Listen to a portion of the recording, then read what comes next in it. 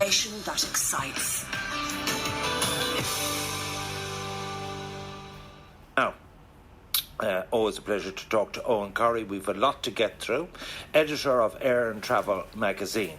We want to discuss, because today the government's subcommittee, the cabinet subcommittee, was looking at the updated travel advice for tourism in and out of the country. So you have the 14-day quarantine, you have the travel advisory of whether to go or not. And to put it bluntly, Owen, my sense of this, and I spoke to you earlier in the week, is that on one side you have the travel and tourism industry, and on the other side that you have NEFID, and in between you have the government not really prepared to call it. Now, last Thursday night, we were told, that's last week, that the last decision of the government was that on the 9th of July they'd announce the countries for the air bridges. Is that going to happen? Because today in the UK, they had a clatter of countries, really everywhere in the world nearly, where they now are dropping the 14-day restriction. What do you think the government will do? I think the 14-day restriction is probably on the way out, Ivan. Very hard to call because, as you just alluded to there in your introduction, we are pretty much stuck back in March the 12th. Our policy, DFA, advice against all but essential travel to every country in the world. It wasn't unusual on March the 12th. That was when everybody was panicking a little bit. We'd run into what was the Lombardy crisis, I suppose is what you'd call it. And all the countries were pretty uniform in, just saying, let's shutter the borders and see what happens. What has happened, and one by one countries are removing it, some a bit faster than others, and as you alluded to, 59 countries were placed on a non-quarantine list or a green list, as the Irish government have been saying today. They include most of the usual countries that people travel to in large numbers.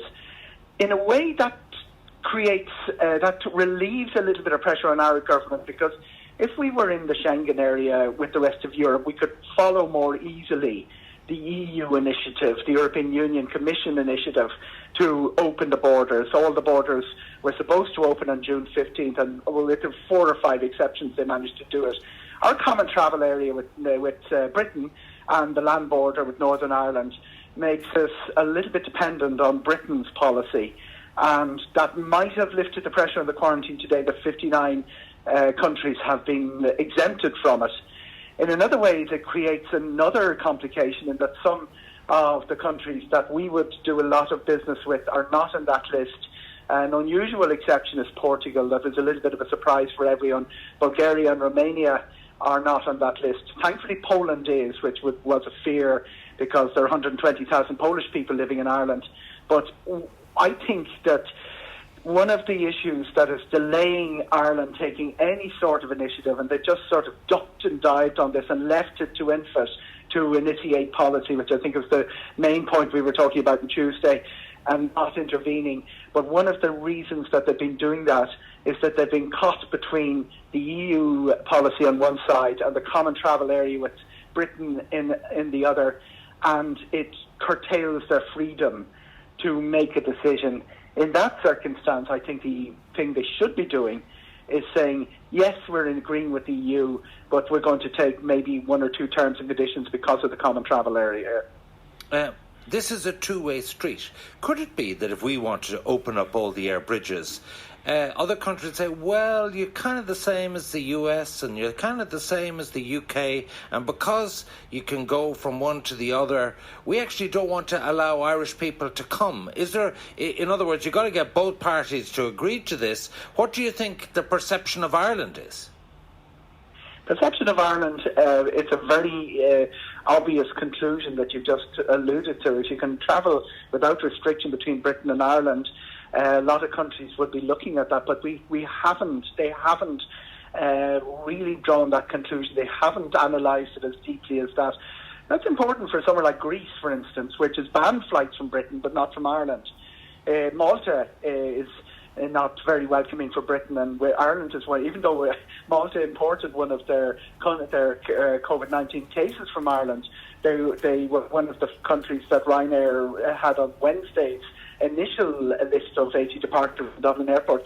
So the rest of Europe is not too worried about our common travel area with Britain. They haven't analysed it as deeply as that. That might change if things start getting messy, if a couple of cases start popping up. But we also had a spat, there's no other word for it, between Britain and France on the 14-day quarantine. Our problem is that while Britain has taken most of the heat for having a 14-day quarantine with nobody else doing it over the last couple of weeks, we're now alone.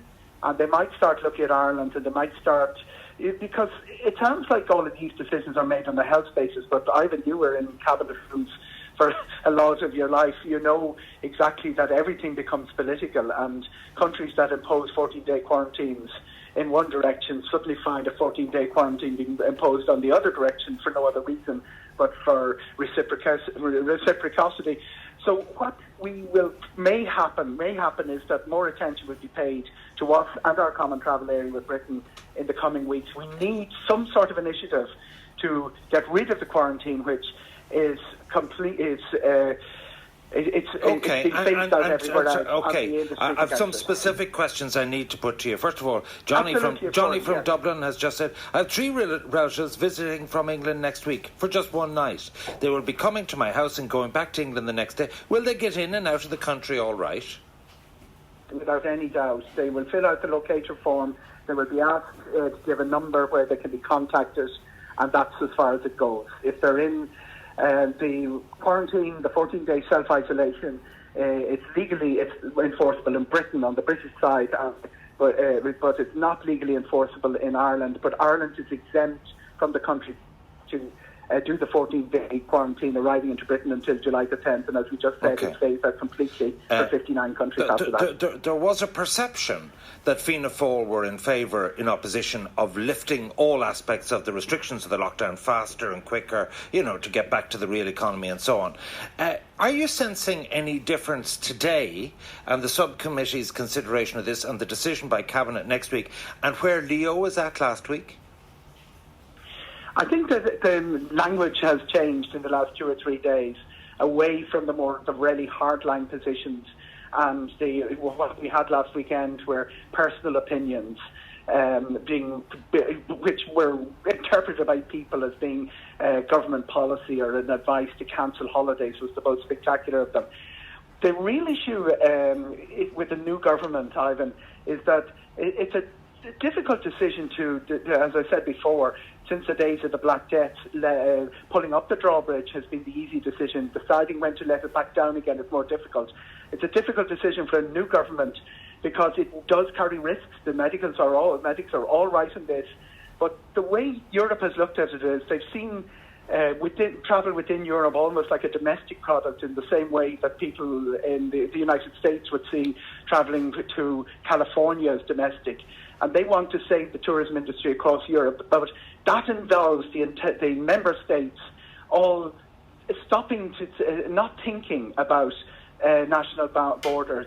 And the medical officials all over Europe are saying opening borders obviously risks importing cases. It's a brave political decision to say let the drawbridge down, and there could be a problem with the fact that we have a new government tasked with making that decision when the old government just parked their decision-making back in March the 12th and didn't move it on. So in a nutshell, the promise that by the 9th of July we would have air bridges with green routes on them, do you think that'll happen, yes or no? I have no faith in air bridges. I have no faith that they will include a list of countries, and I hope that they will abandon the issue of the notion of air bridges with green and red, and just do what the rest of Europe is doing. And remember, dropping the borders as countries did between June the 15th and July the 1st. Some of them have still excluded countries with a very high rate. Bulgaria and Romania have mentioned already, and Sweden is the one country that a lot of European countries are a little bit nervous about doing business with. It's preferable for us to say we're open to everybody, and then say, okay, we've a few problem countries, we're going to bring them in later. But this, on the language, the telegraphing of air bridges and quarantine, it is killing the inbound industry with the 200,000 jobs at stake. We can pursue a policy of opening our borders in stages, especially when there's countries we suspect have too high a caseload for us to do business with properly, without sending out this blunt message, you're not welcome in Ireland. All right. The procrastination continues. We await a government decision. The Hard Shoulder on Newstalk. With Nissan. Together